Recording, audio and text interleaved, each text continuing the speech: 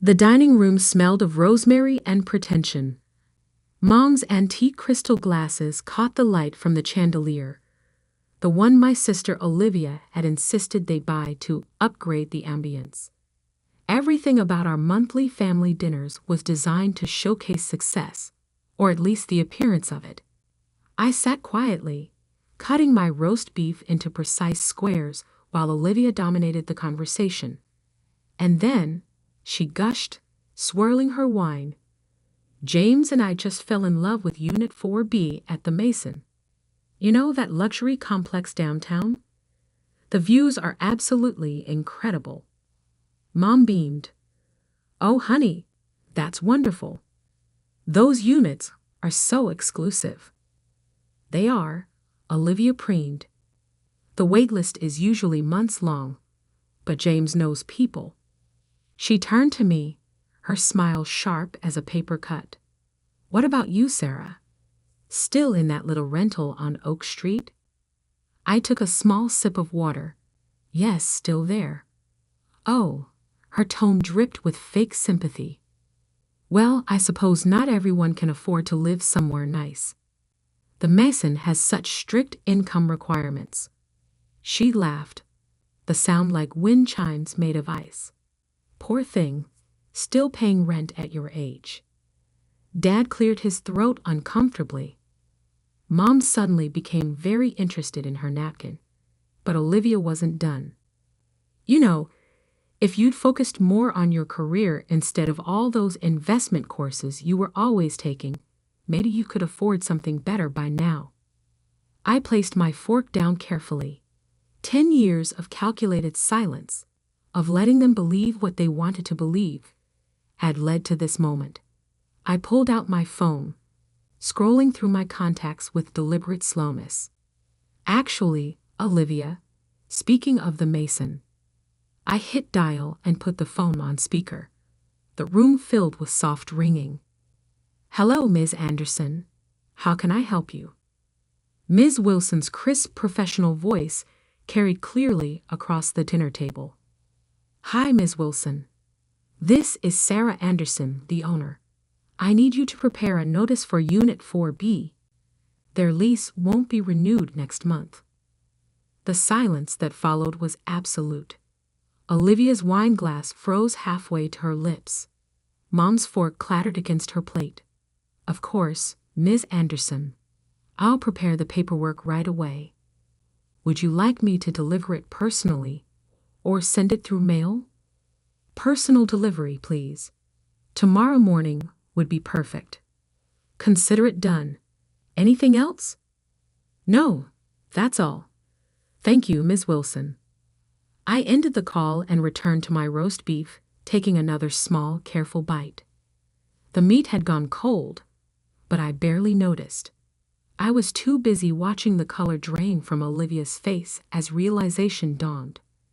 You're lying, she stammered. This is some kind of joke. I reached into my bag and pulled out a slim leather portfolio. Inside was the deed to the Mason, along with quarterly revenue reports and tenant listings.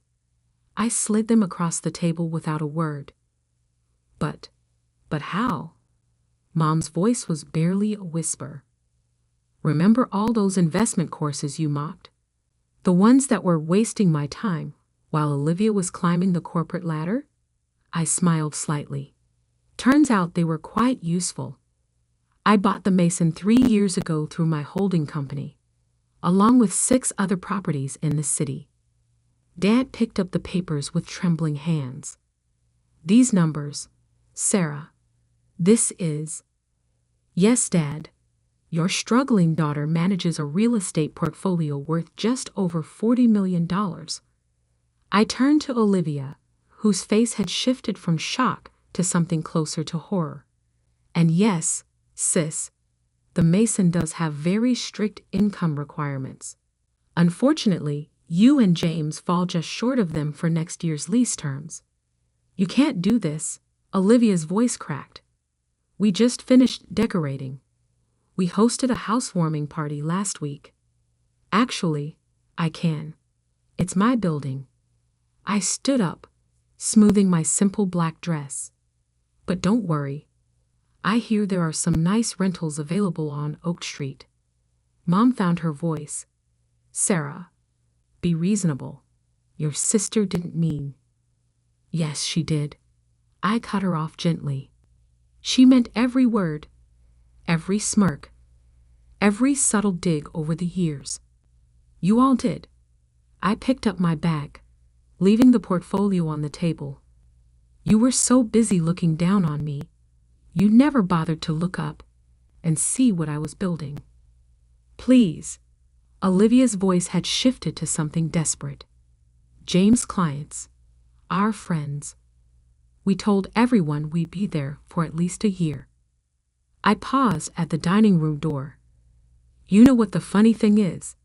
If you'd ever once shown genuine interest in my life, asked about my work, treated me with basic respect, I would have given you that apartment for free. Family discount and all that. I glanced back one last time. But we're not really family, are we? We're just people who share DNA and a dining room once a month. The silence followed me out to my car, a modest Honda Civic that had been another source of their jokes. They didn't know about the Porsche in my private garage, or the beach house in Malibu, or the startup incubator I'd funded last year. They couldn't know anything about me, really. And now, as I drove away from their perfectly manicured suburban life, I realized they never would, because I wasn't just the owner of their precious luxury apartment building.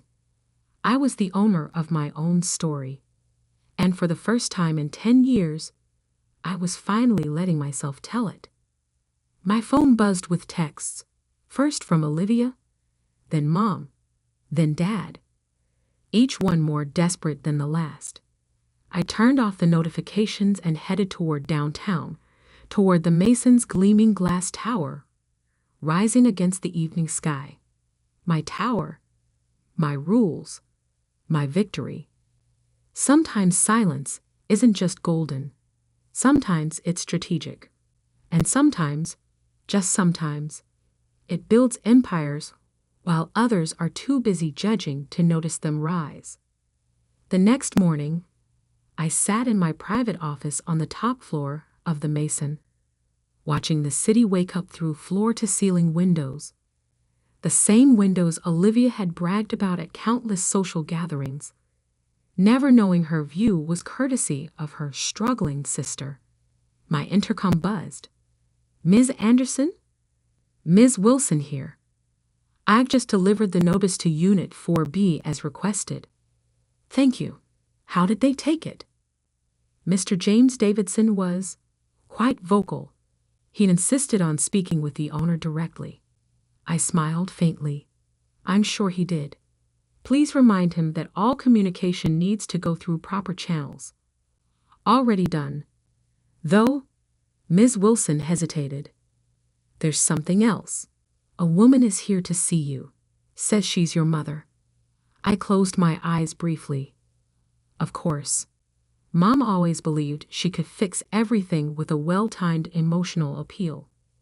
Send her up. 3 minutes later, my office door opened. Mom stepped in, then stopped abruptly.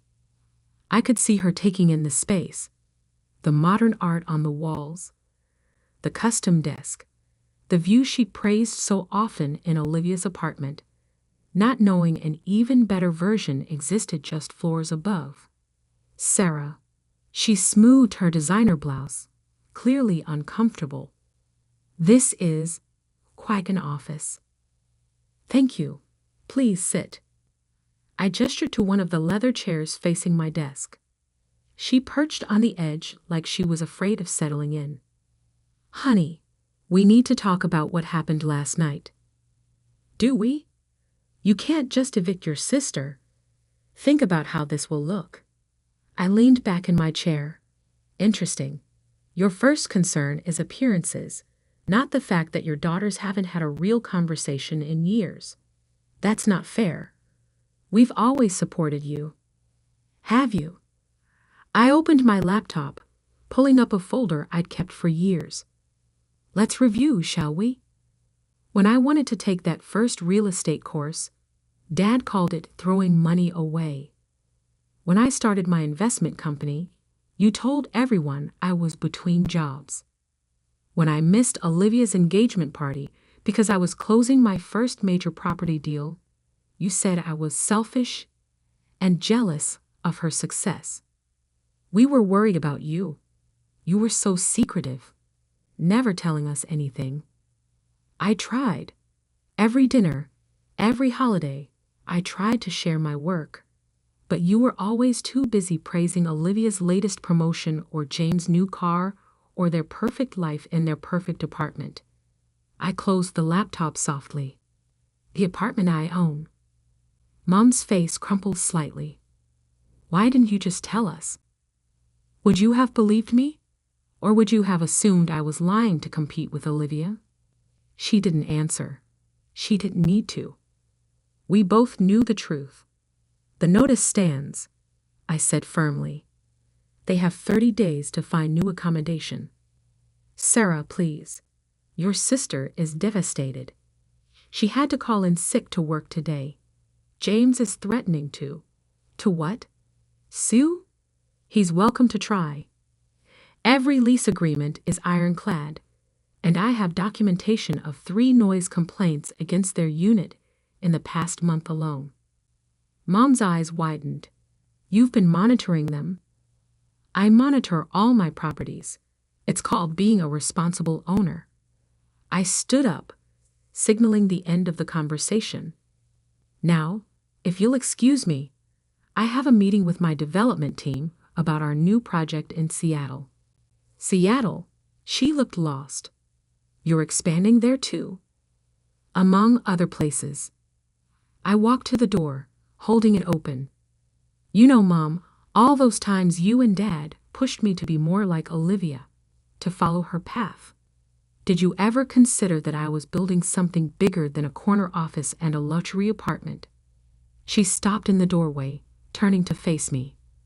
We just wanted you to be successful. I am successful. You just defined success too narrowly to see it. After she left, I walked to the window, watching her expensive car pull away from the curb. My phone buzzed, a text from Olivia. This is cruel, even for you. I typed back. No, cruel is 10 years of subtle digs and public humiliation. This is just business. Another buzz.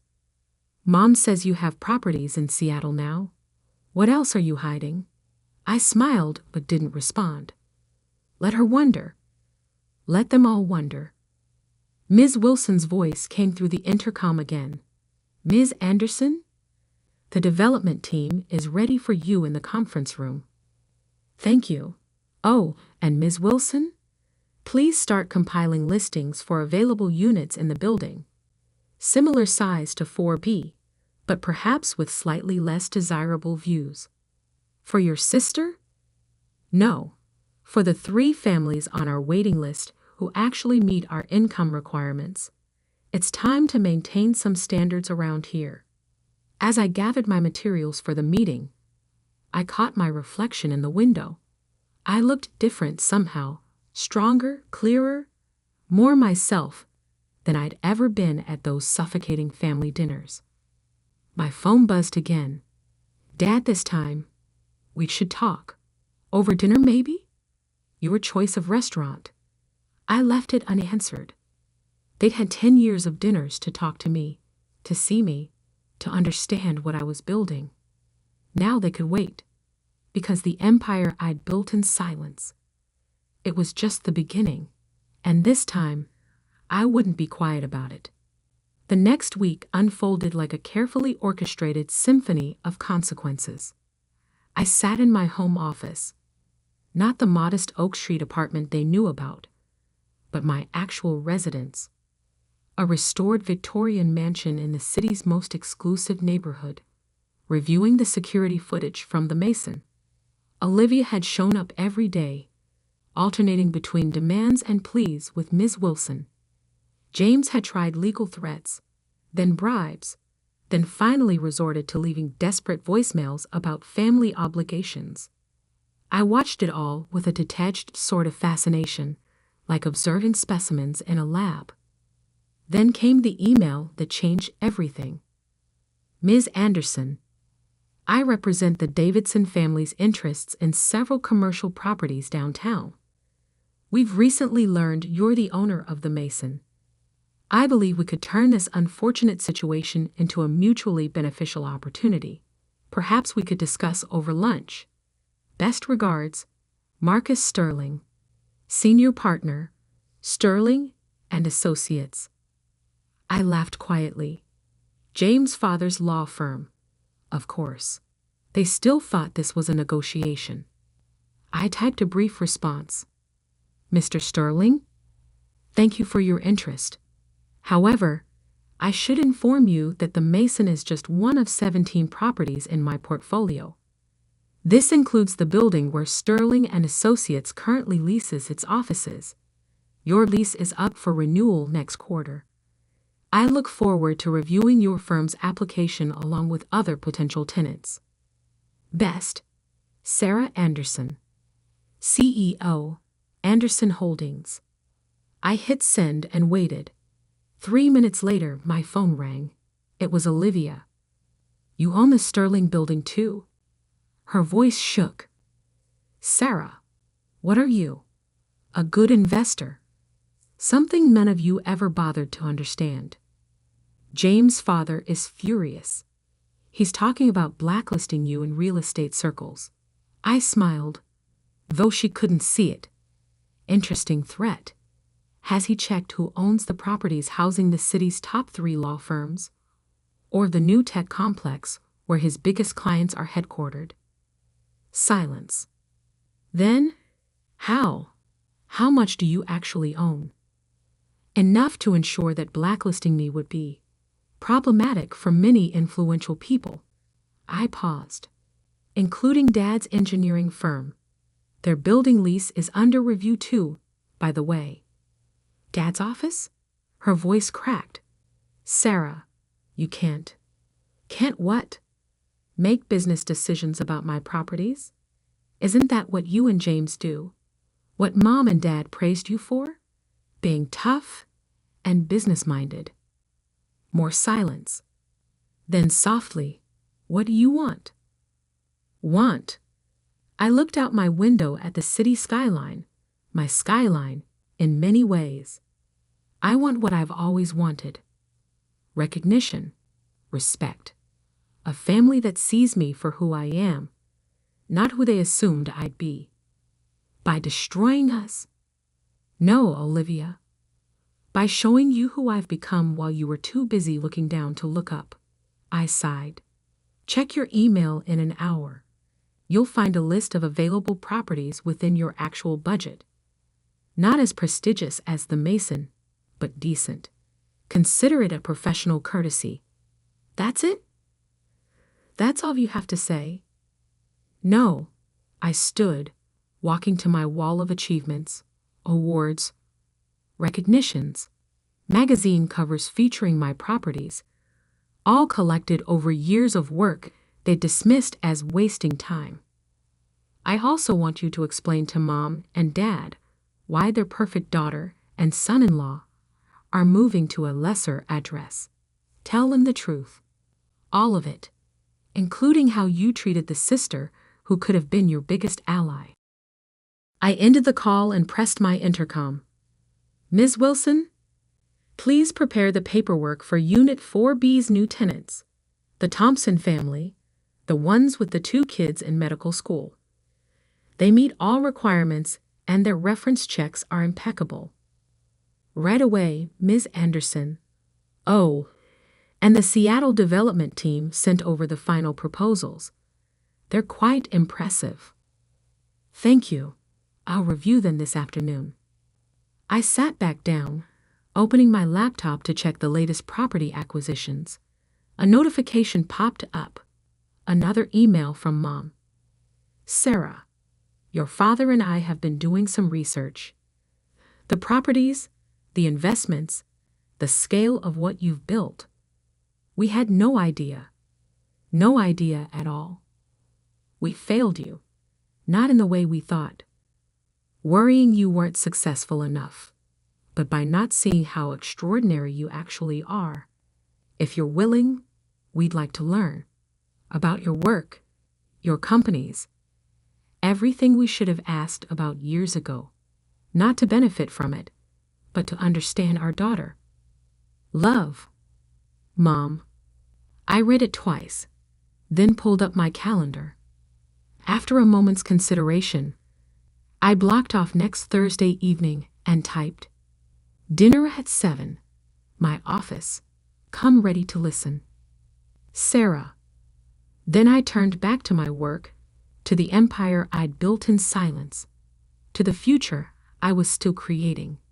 Because success isn't just about proving others wrong, it's about proving yourself right.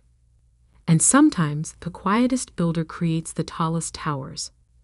Mom's response came quickly. "We'll be there. And Sarah, we're proud of you." We should have said that years ago. I didn't reply. They'd need to prove it with more than words this time. But as I looked out at my city, at the buildings bearing my invisible fingerprints, I felt something shift. Not forgiveness, not yet, but perhaps the foundation of something new. Sometimes the best revenge isn't serving it cold, it's serving it with a side of enlightenment. And as the sun set over my skyline, I smiled, knowing that tomorrow would bring another day of building, growing, and rising. Not in silence anymore, but in the clear, bright light of truth. Because I wasn't just Sarah Anderson, the overlooked sister. I was Sarah Anderson, CEO, property mogul, empire builder.